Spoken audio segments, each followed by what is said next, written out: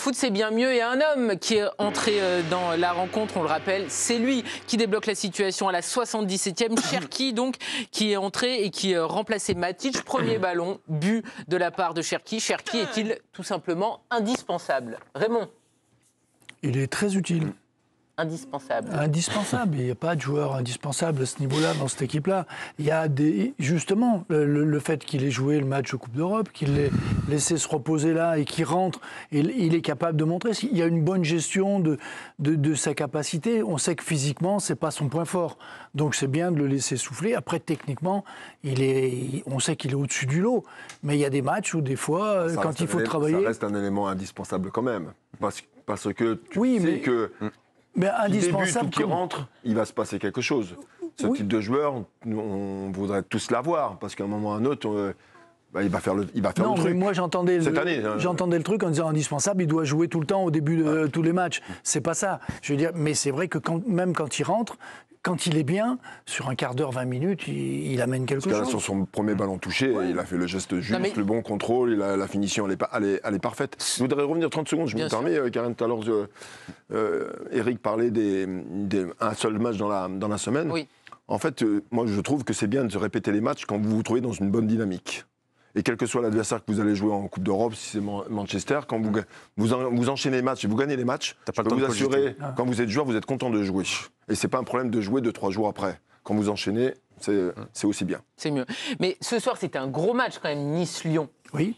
Et il était remplaçant. Donc est-ce que ça veut dire que, comme vous le dites, Fonseca a voulu le reposer par rapport à jeudi? Non, et aussi parce que le travail défensif de Cherki, c'est pas forcément son point fort. Et que dans un premier temps sur le match, il a mis une équipe pour étoffer un petit peu son milieu de terrain, parce qu'Almada travaille beaucoup plus, défend plus bas, peut jouer beaucoup plus bas. Cherki, on ne veut pas qu'il soit trop bas d'ailleurs, mais qu'il soit devant pour jouer.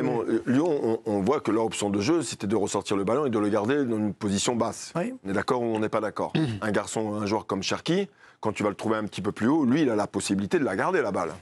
L'erreur technique, il ne va pas la faire.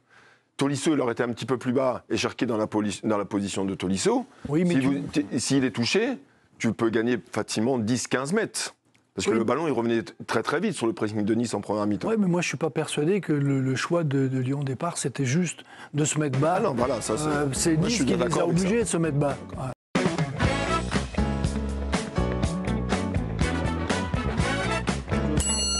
L'équipe du soir continue avec toute la bande. Raymond Domenech, Ludovic Obraniak, Éric Blanc, Timothée Mémon, Régis Brouard et toutes les informations avec, j'allais dire Raymond aussi, non, il y a un Raymond déjà, avec Romain Rand. On rappelle que Lyon a fait tomber Nice, première défaite de la saison en Ligue 1 à domicile pour les Niçois. Lyon qui est désormais à 2 points d'une place potentielle en Ligue des Champions. Donc Lyon qui a 42 points après 25 journées. On continue de parler de Cherki. Cherki donc qui est entré en jeu, on le rappelle, et qui a été celui qui a tout déclenché finalement dans cette seconde période. Ludo, j'ai du mal à comprendre comment Cherki est géré. Face au PSG, il est mis en faux neuf, ça ne marche pas. Après, il est parfois mis sur le banc. Ce soir, c'est un gros match, il est mis sur le banc. Puis finalement, il entre et il fait la différence. Donc, il est indispensable aux yeux de Fonseca, oui ou non? Actuellement, il est pour moi indispensable. Et pour Paulo Fonseca aussi. Moi, je l'ai dit, après, je ne suis pas forcément d'accord avec les collègues ce soir. Moi, je pense que c'était un plan en 2 temps. D'ailleurs, quand je vois la réaction de Cherki, c'est un garçon qui, généralement, quand il commence pas, boude un peu. Et voilà. Là, quand il a marqué, il a fait comme ça. Donc, je pense que c'était en haut de la tribune pour son entraîneur. Donc je pense qu'il le gère avec un côté beaucoup plus humain. Enfin, Pierre Sage devait être aussi dans cette lignée-là, mais... Ils avaient une bonne relation. Moi, il est indispensable parce qu'il est devenu décisif. Il est peut-être moins fulgurant, il est peut-être moins spectaculaire, mais sur les derniers matchs, il est sur toutes les actions de but. Il est sur les buts, sur les passes D, sur les trucs. Et sur les 6 derniers matchs, à chaque fois, il était décisif. Et quand il est comme ça, la question ne se pose même pas. Il est indispensable à cette équipe en ce moment. Et là, quand on le voit comme ça, autant des fois il en faisait trop, il y a une touche de trop. Là, l'enchaînement, il est juste splendide.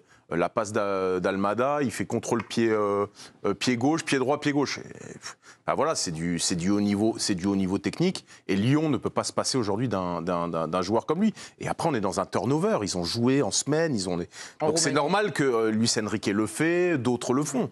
À Lille, ça se fait aussi. Donc il y a beaucoup de joueurs sur le plan offensif. Donc c'était normal qu'ils puissent souffler aussi un peu de temps en temps. par rapport à ce que vous disiez, Pierre Sage était l'invité de Canal+ ce soir, l'ex-entraîneur de l'OL, et il a notamment parlé de Ryan Cherki. C'est un joueur de très haut niveau, sa mise à l'écart au mois d'août a été un vrai déclic pour lui. On rappelle qu'il voulait que soit il prolonge, soit qu'il soit vendu. Donc finalement, le club est arrivé à le prolonger, il est ressorti du loft et il a été réintégré. C'était donc une décision du club. Et au final, Ryan Cherki a été plutôt bon lorsqu'il est sorti du loft, on peut le dire, hein. Oui, c'est vrai qu'il s'est transformé, il a dû prendre conscience de quelque chose. Autant avant, on le voyait, il traînait des fois sur le terrain, il s'amusait, il faisait des gris-gris, il ne défendait pas. Et oui, il s'est transformé. J'avoue que je l'ai critiqué, mais à un point, vraiment, je suis allé très loin. Je trouvais que c'était insuffisant. Et là, je suis le premier à dire que je ne veux pas, oui, indispensable dans cette qualité de technique, de passe. Au service et il s'est mis au service de l'équipe. Il lui reste toujours ce déficit sur le travail défensif qu'il n'aime pas et qu'il aura toujours du mal à faire. Mais s'il apporte sur le côté offensif, bah oui, il peut rien dire. La claque, c'est que personne n'est venu le chercher, en fait. Parce qu'en étant dans le loft, il avait une possibilité de partir à 25-30 millions. Il fallait qu'il y ait un montant, effectivement. Il n'y a pas de clubs majeurs qui se sont positionnés à ce tarif-là. Et je pense que la claque, elle vient de là. Je pense que lui pensait que à 35, 40, 50, il y aurait des clubs qui seraient venus autour de la table. Il n'y a pas eu. On rappelle qu'il y avait Dortmund cet hiver, mais la somme était considérée comme trop faible par Textor, donc il n'a pas été vendu. Perry, l'homme du match, il a été élu homme du match, le gardien lyonnais, parle justement de Cherki. On l'écoute. Ryan, c'est un top joueur. C'est un joueur incroyable. He helps. Nous aide beaucoup tous les matchs. Et aujourd'hui, je pense que la première action de lui, c'était les buts. Donc c'est très bien être des bons joueurs à l'OL. Et c'est ça. Perry, l'homme du match, donc ce soir, le gardien lyonnais. Eric, vous qui ne voyez pas tous les matchs de Lyon, mais qui aimez les pépites, vous a réveillé Cherki ce soir ? Non, mais vous avez tout dit. C'est un joueur en voie de disparition. Il est bon, il a la passe, le sens du but. Juste une chose, 21 matchs en Ligue 1, 15 fois titulaire. Donc il est pas si à la cave que ça, première chose. 2, il était un peu à la cave avec Thierry Henry, rappelez-vous, aux Jeux Olympiques. Il le faisait pas rentrer, donc il avait un manque sûrement athlétique. Sage le gérait, son ton de jeu. Il faut quand même rappeler, parce qu'à mon avis c'est valable dans tous les sports, même si je suis pas dans le staff lyonnais, c'est que on gère aussi les temps de jeu, la capacité à un joueur à haute intensité de durer dans la... Et eux, ils ont des datas. Alors aujourd'hui, on peut critiquer parce que tu peux être fatigué et marquer le but à la 88e, à la Ronaldo, à la Messi, en marchant en fin de carrière, etc. Donc tu le sors pas. Mais lui, il le gère, ils le font grandir progressivement. Donc là, il est en train de prendre des pectoraux, des abdominaux, et il gagne peut-être 1 kilomètre tous les 3 mois. Non, mais ça compte dans tout ça. Et il est lucide, il est moins fatigué, il joue sur des mecs crevés ou des défenses un peu fatiguées. Bon, bien sûr, vous allez me dire, il y a des remplaçants de temps en temps en face aussi. Mais voilà, et là, il est indispensable, vous l'avez dit, ça. De toute façon, bon, tout le monde le veut. En Europe, il va pas... Enfin, à mon avis... Non, jusqu'à présent, non. Les clubs n'avaient pas mis l'argent demandé par sa saison-là va changer la donne. Non, mais là, il est en train de progresser, de grandir. Il est encore très jeune, bien sûr. Il prend une dimension, il va rentrer, et il va être appelé aussi au niveau national. Non, je trouve que Eric a dit un mot vachement important dans le. Non, mais en fait, c'est le fait de grandir. C'est déjà ça. C'est le fait de grandir. C'est qu'en fait, on a beaucoup demandé à Ryan Cherki très tôt. Moi, j'avais été. Alors, tout Stéphanois que je suis, j'avais été relativement bouleversé par l'interview qu'il avait fait dans SoFoot, où il expliquait qu'en fait. La dernière fois où il avait pris du plaisir à jouer au foot, c'est en faisant un foot sauvage à la sortie du Covid avec ses potes, parce qu'en fait, il y avait trop de pression et que du coup, il avait beaucoup de mal à prendre du plaisir sur le terrain. Et ça, c'était à la fin de la saison dernière. Et moi, je l'ai aussi énormément critiqué parce qu'être un bon joueur de foot, c'est être consistant, c'est être un joueur sur qui votre entraîneur peut compter match après match. Et lui, il avait tellement de hauts, mais tellement de bas aussi, que ça n'était pas un joueur de foot. Il est en train de le devenir et les statistiques sont là pour le prouver. Quand tu es impliqué dans 24 buts de ton équipe depuis le début de la saison, bah, c'est forcément que tu es... Enfin, si t'es pas indispensable, t'en es pas loin, quoi. Non, et puis on le critiquait sur son aspect défensif, qui était nul. Et aussi sur son irrégularité. Oui, mais enfin, c'était quand même, t'as le droit de défendre. Tu joues pas que dans un camp. Non, mais parfois, il a traversé des matchs aussi. Oui, mais bon. Après, il faut regarder tout le cursus de sa formation, parce que là, vous faites un état des lieux de ce qu'il peut faire et de ce qu'il fait. Voilà. Mais quand vous avez un joueur comme ça dans un club, ou quand il a joué dans toutes les catégories de jeunes, en réserve, tous les entraîneurs lui ont donné la responsabilité et à lui seul, il gagnait les matchs.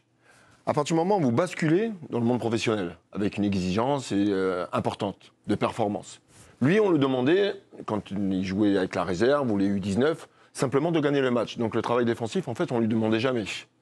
Et on va lui expliquer tout ça quand il va rentrer dans l'équipe professionnelle.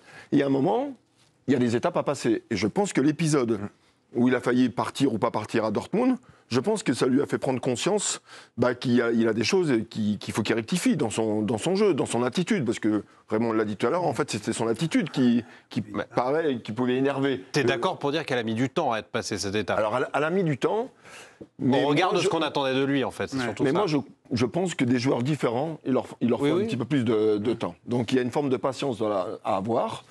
Aujourd'hui, il a sûrement pris conscience des choses et c'est sûrement la raison pour laquelle il est très performant. Je trouve que c'est un joueur il a pris aussi merveilleux. beaucoup de claques au final, parce que même s'il a que 21 ans, il a pris beaucoup de claques, que ce soit avec les espoirs, on en parlait tout à l'heure. Thierry Henry misait beaucoup sur lui. Finalement, il a été plus souvent sur le banc que titulaire lorsqu'ils ont eu la médaille d'argent.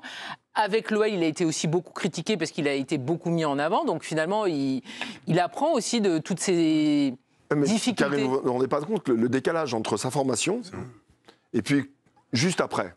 Donc quand il était jeune, on me l'a dit, il faisait des différences, on lui donnait le ballon et puis vas-y, va marquer tout seul. Mais donc c'est une erreur finalement de ces éducateurs qui l'ont pas aidé, entre guillemets. Moi je pense qu'on les aide pas toujours sur les joueurs de talent, on leur explique pas toujours les bonnes choses. Parce qu'on est dans notre championnat et on veut gagner les matchs. Et sur des joueurs de ce profil, de ce type de joueurs, je pense qu'il faut agir un peu différemment. Mais Thierry Henry avait dit la même chose. À l'époque, on lui demandait de marquer des buts, après on lui a expliqué qu'il fallait faire autre chose. Quand tu as trop de talent, de temps en temps, jeune, t'es feignant. T'as pas envie de faire certaines tâches. Bien sûr. Voilà, et t'as pas envie de sortir les ordures.